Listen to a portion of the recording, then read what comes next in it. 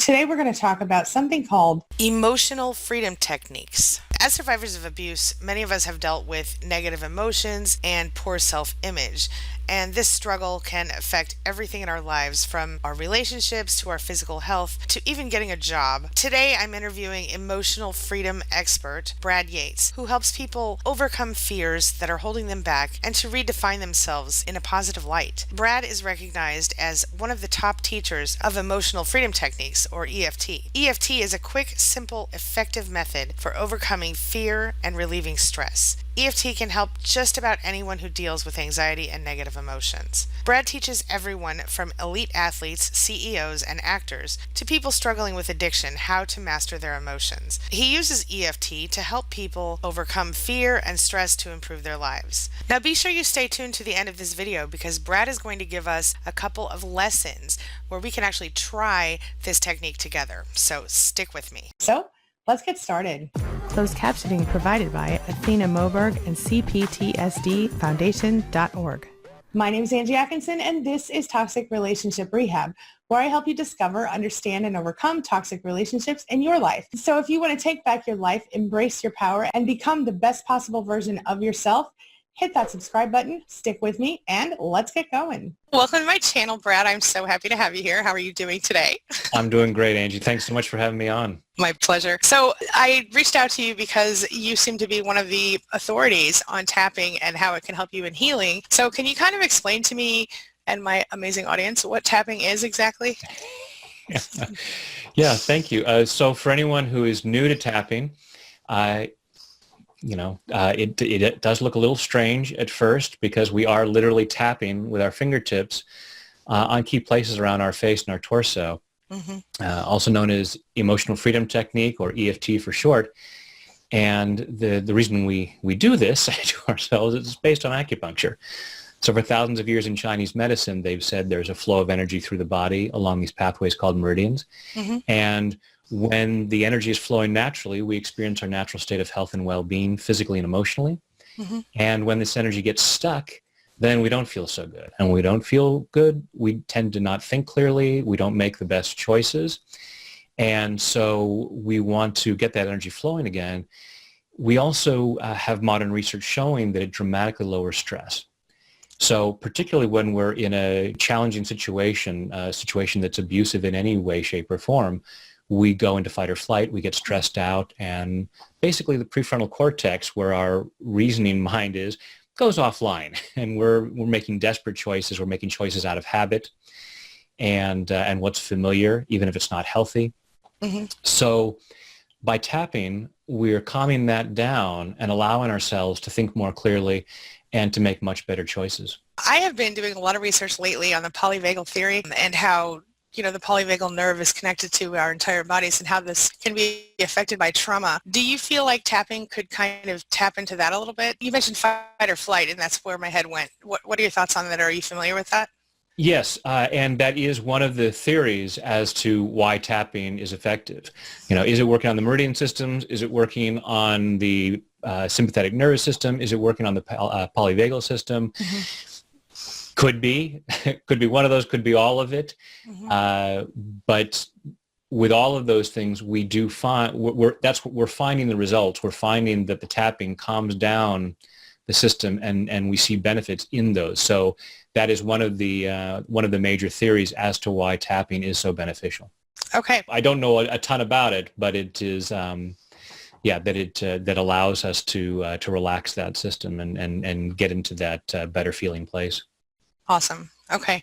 And so how do you think that tapping might help a survivor of a toxic relationship, narcissistic abuse, someone with PTSD or CPTSD maybe? How could it benefit them? Is it to calm down the fight or flight, or is there more to it than that, do you think? If we looked at tapping as nothing more than a stress relief technique, we can see why it's so beneficial in so many areas. Certainly. Because when we go through trauma, what remains is a stress feeling, a stress response that's in the body, and we can calm that down.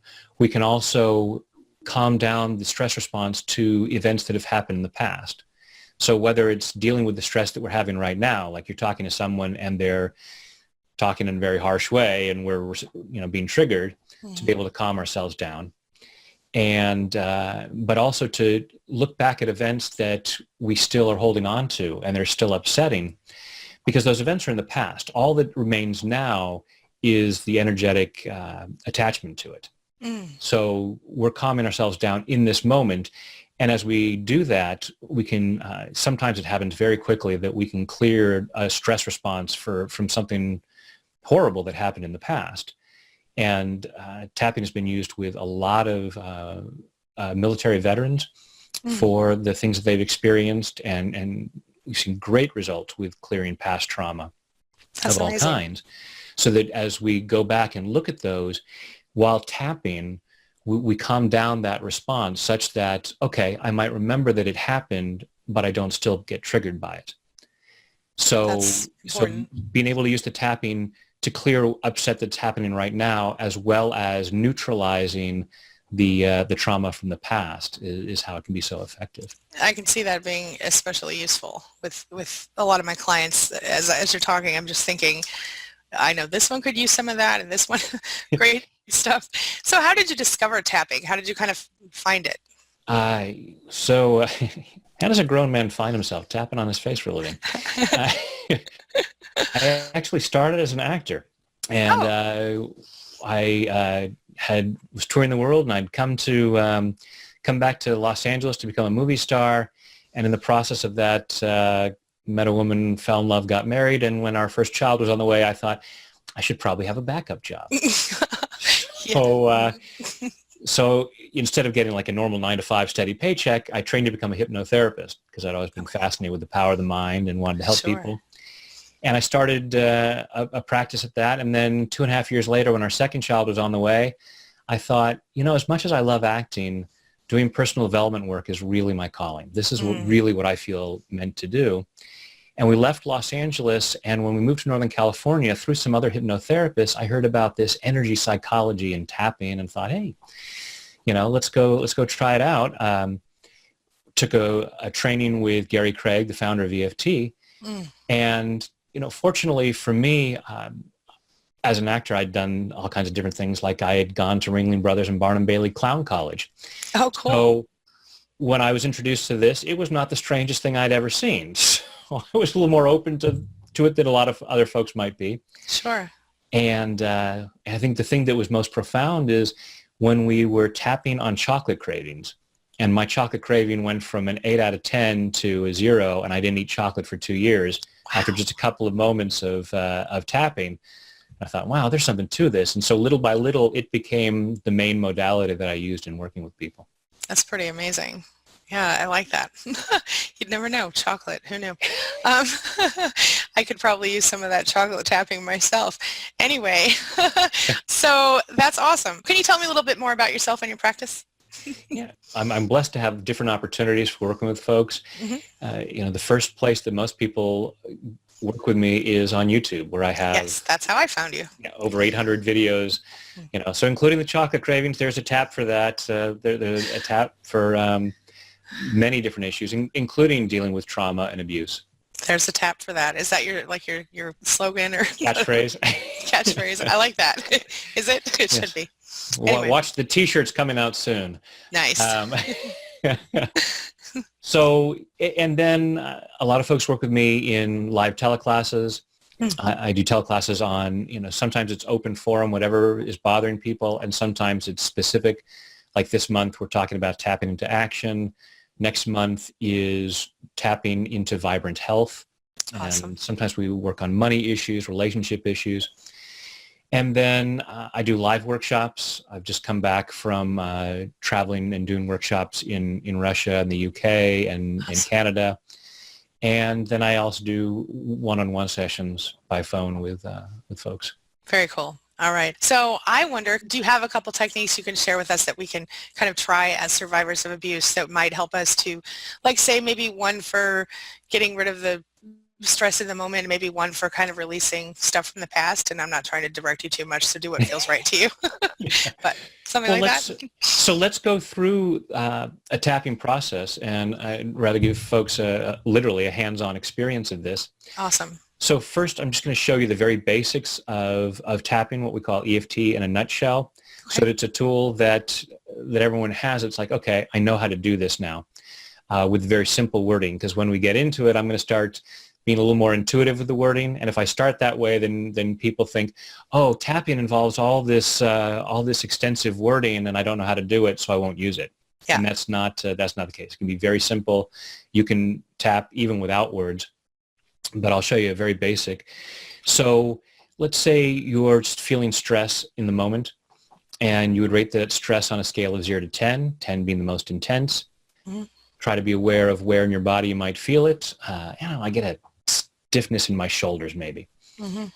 And then we would just tapping with, 2 or 3 fingers of your dominant hand, and tapping on what we call the karate chop point. So right there on the side of your hand. Okay. And we'd say, even though I feel all this stress, I choose to love and accept myself. Even though I feel all this stress, I choose to love and accept myself. Yeah. And then we would repeat that 3 times. And that's just basically setting ourselves up for a place of recognizing I have this issue, but I accept myself even though I have this issue. It just creates an opening for the healing to happen. I like that. So then the first point we're going to tap here's the eyebrow point. So right at the beginning of your eyebrow. Mm-hmm. And generally we tap 5 to 10 times. If we're saying a longer phrase, we might end up tapping 20 times. It's okay. It's not like, no, it has to be 5 to 10 times or it doesn't work. Right. So just gently tapping right here and say, all this stress. All this stress.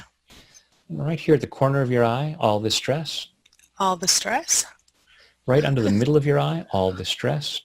All the stress. Right under your nose, all this stress. All the stress. Right under your lower lip, just above your chin, all this stress. All the stress. And right here where your collarbones just about come together, you can use your fingers or you can make a fist and tap where the collarbones just about meet. All this stress.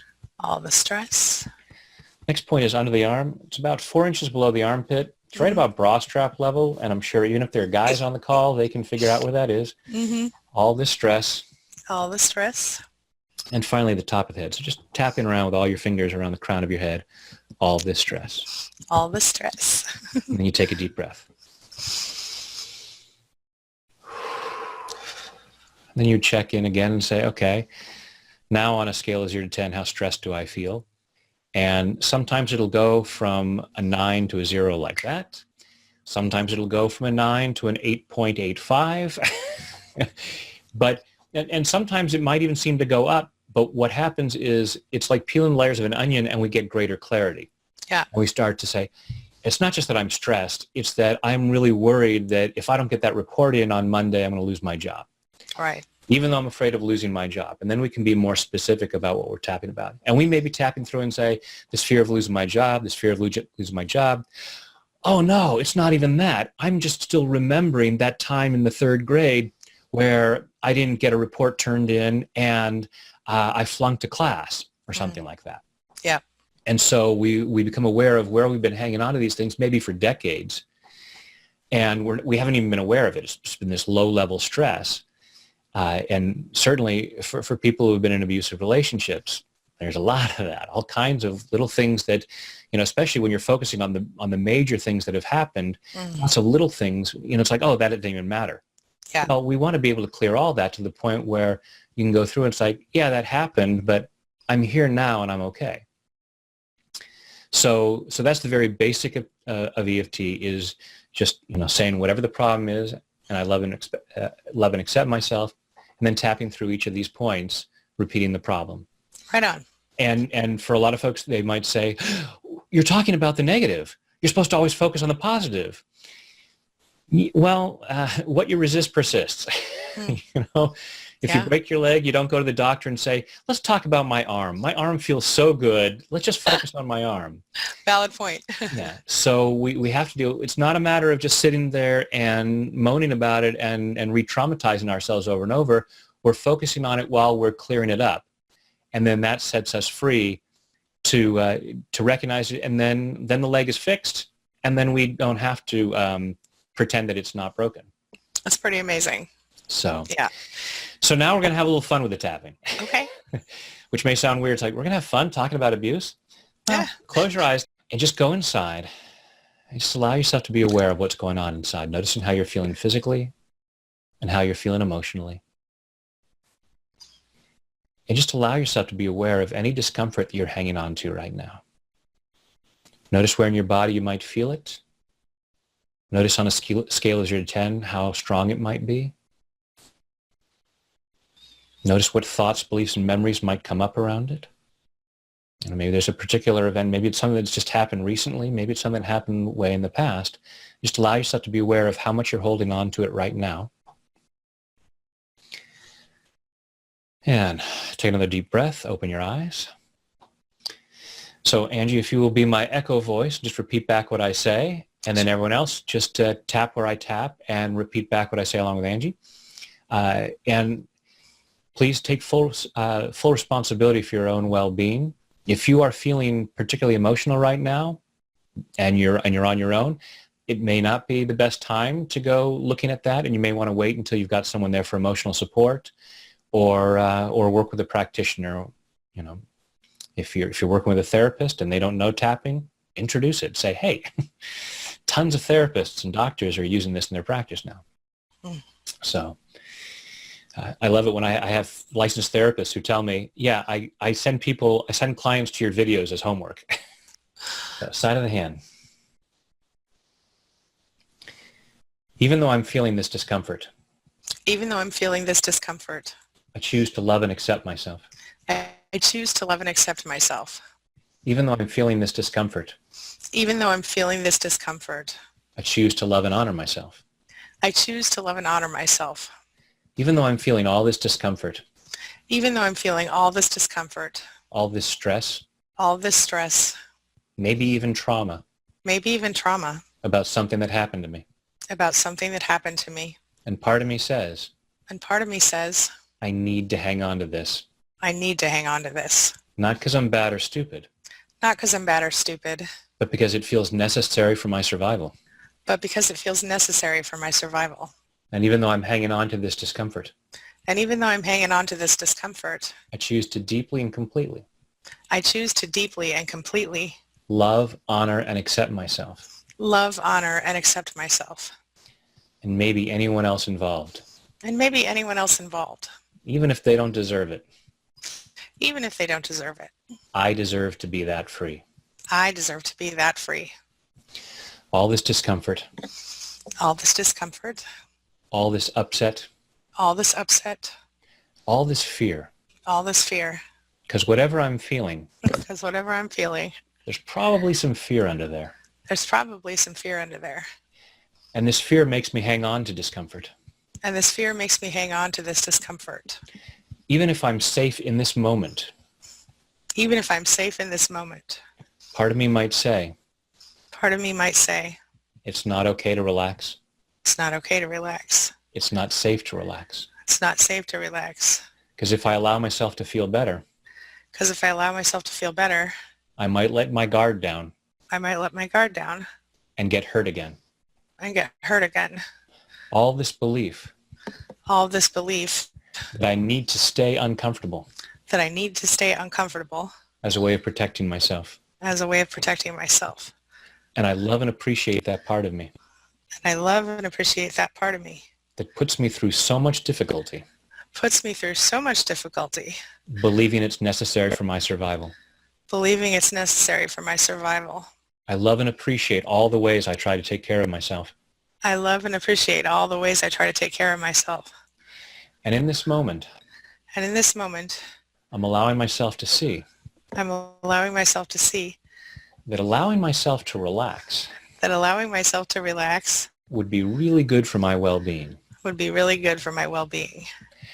And when I relax, I can think more clearly.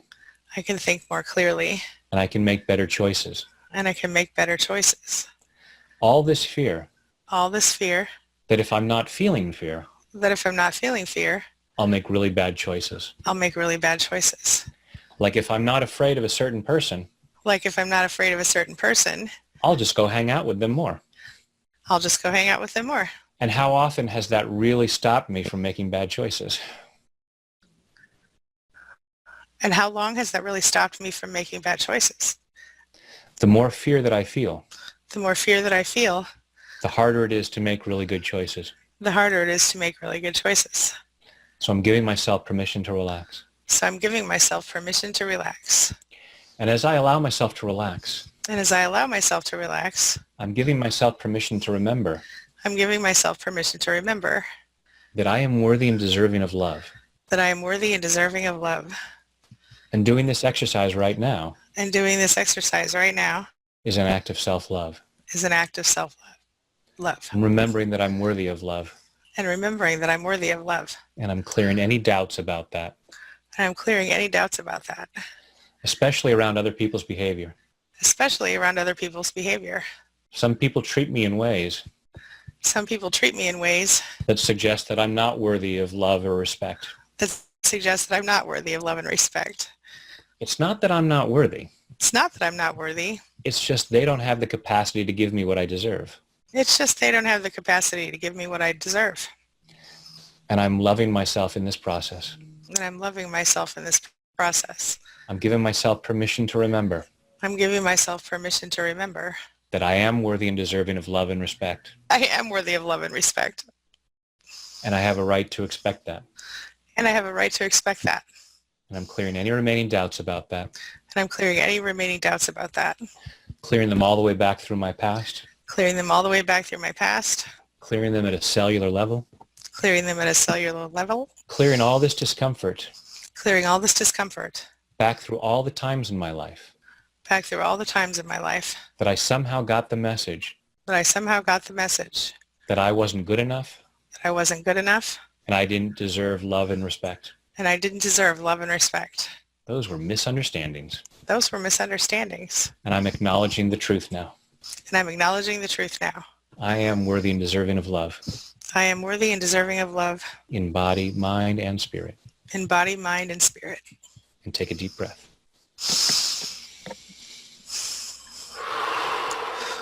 And close your eyes and go back inside and check in with wherever you might have been feeling that discomfort. And hopefully whatever it was at, that number's come down. And you may have more awareness of, oh, I know why I hang on to this or what's going on. And the more clarity you get, the more you can keep working through and tapping on those beliefs. You know, most of that pain and discomfort comes from misunderstandings. And as we clear that up, it's like, oh, you know what? I can allow myself to feel better, and then I can stand up for myself, and I can make better choices. I can get myself to real safety, and have the life that I deserve. That's great. Yeah. I didn't even think I had any problems today. I feel more relaxed already. So that definitely helps. Well, that's the thing is that we're always carrying some kind of layer of stress. This is why I recommend tapping on a daily basis, because to me it's energy hygiene. We have physical hygiene, like taking a shower, brushing our teeth, and we do it daily, whether we feel we need it or not. You know, we don't wait until we see stuff growing between our teeth and go, oh, now I should brush my teeth. We don't wait until people around us are holding their nose and go, oh, now I should take a shower. It's like, we just do it as regular upkeep. Same with stress. Let's not wait until we're, and then go, oh, yes, now I should take care of my stress levels. Because there's always, you know, some level. And even when we're feeling really good, nothing's so good that it can't get better. That's right. That's right. I love that. So how can people, I know they can go to your YouTube channel. What's it called? Tapping with Brad? Tap with Brad. Tap with Brad. Most of my stuff is just tap with Brad, tapwithbrad.com. Okay. Tap with Brad on Instagram or on Facebook. And how do people, if they want to take one of your classes or your courses or they want to make an appointment, do they just go to tapwithbrad.com or how do they get in touch with you? Yeah. All that information is there. You'll find ways to get free resources, to take teleclasses or to work with me individually. Okay. Whatever feels right for you in terms of creating the life you want. All kinds of resources there. Right on. And you said over 800 videos, so lots of free resources for people if they don't have the money to schedule something with you, and varied pricing, something for every budget. Something for every budget. Right on, right on. All right. Any final words of wisdom for the survivor community that you'd like to share? You know, the most important thing, I think, for everyone is really learning to love yourself, to acknowledge you're worthy and deserving of love, especially in situations of abuse. it's very easy to misunderstand that and think that it means that you're not lovable. And it just ain't the case. 100%. We're absolutely worthy and deserving of love. And the more that we allow ourselves to recognize it, the more we can show that to others. And the more we recognize it about ourselves, the more we can see it in others, that they're lovable as well. Even those abusive, narcissistic people are worthy and deserving of love, perhaps from a distance. Do it from a safe distance. If you take care of a tiger, you can feed that tiger through the cage. You don't have to get in the cage with it. Allowing yourself to take care of yourself first. Put the oxygen mask on your own face first.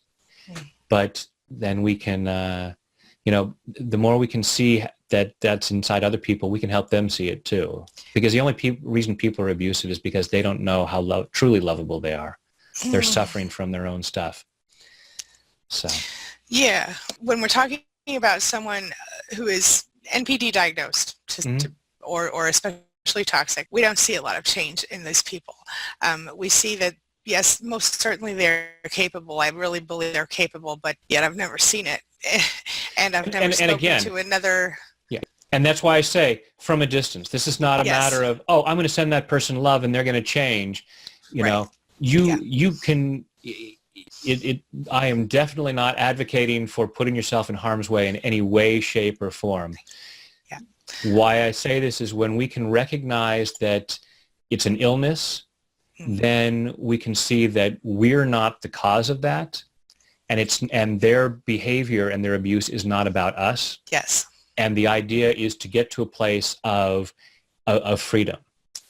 So I don't tell anyone to rush the forgiveness process, but forgiveness isn't for the other person, it's for ourselves. Exactly. So thank you for clarifying that, because I don't want anyone to misunderstand. Right. Yeah. This is not about putting yourself into the tiger's cage, because the tiger is may always be a tiger. Right. But and always be dangerous, but it's allowing yourself to get to that place of such freedom and such peace in yourself. Yeah, I've stopped using the word forgive as much with my community, and started saying release myself of responsibility, or release them of being responsible to me for what they did to me, or whatever, because it is about ourselves. It's about letting go of that toxic energy and not needing to be connected, because we become trauma bonded, and when you become trauma bonded, it's like a physical addiction almost to that person. I'm sure. I have a video called "Needing an Apology," because we get that bond to someone. It's like, I can feel okay as soon as they acknowledge their wrongdoing and apologize. Like, that's just keeping yourself in a victim mode, because my good feeling is based on their behavior. It's like, and as you said, if you're not going to see that healing, it ain't going to come. And now I'm stuck. It's like, no, I don't need. All I need is to take care of me and put myself in a safe place. Absolutely. And I'm going to link that video right here, you guys, because I think having that, so many survivors come to me and they say, I need closure. I need them to just acknowledge what they did. Well, some of them don't even expect an apology. They just want to hear that, that they admit they did something wrong. And of course, that doesn't happen. So I do have a technique that I use with people where they can write letters and do the whole thing, but I'm going to link that video, because I think that will be really helpful to my community as well. Give yourself permission to get closure on your own. Yes, absolutely. Don't, because if they've proven themselves unreliable in so many other things, why wait for them on that? You deserve to be free. Right, and you have to take it sometimes, and this is one way you can begin to do that. So yes, I love that. Yeah, I knew we were on the same page. I just had to clarify, because I was that's perfect. I'd rather you clarify it than have you feeling uncomfortable that there's an unhealthy message there. Yeah. So. Well, and the thing is, it's not unhealthy for 99% of the people or whatever, for a lot of people. But when we're talking about this particular type of person, there's no empathy, no remorse, and so there's no chance of, there's a small chance. I've just never seen it happen. I've talked to lots of other practitioners and therapists, and nobody's ever seen it. Okay, so thank you. All right, so I'm going to link Brad's channel right here, so make sure you go over and subscribe to that when you're finished here. And Brad, thank you so much. This has been great. I really appreciate your knowledge and information. This is stuff I don't know about. So I love to bring in experts like yourself to share the good word. And everybody come over and subscribe to your channel, and we'll get some good healing going on. Yeah. I love it. All right. Thank you for the invitation and this opportunity. I love sharing this work, and this is an important subject that I have not really focused on. So I appreciate that opportunity to aim some tapping at that issue. Absolutely, my pleasure. Thank you again so much. This brings me to the question of the day. The question of the day is, have you heard of emotional freedom technique or tapping? Have you tried it? And if you have tried it, how did it work out for you? If you haven't, will you try it now? share your thoughts, share your ideas, share your experiences in the comment section below, and let's talk about it. Now, before I go, take a look at the video I'm leaving for you right there. One more thing, I just want to say thank you so much to all of my amazing channel members. Thank you so much. Your support, it means the world to me. And to everyone who watches my videos, likes my videos, subscribes to my channels, comments on my videos, shares my videos, thank you so much. You are helping me further spread my message that we don't have to live with narcissistic abuse and that we have the right to be healthy, happy, safe, and loved in our homes, even if it's only loved by ourselves. Stay strong, my friends. As always, thank you so much for being a part of my day and a part of my life. And hey, thanks for letting me be a part of yours. It really does mean a lot to me. I'll see you soon.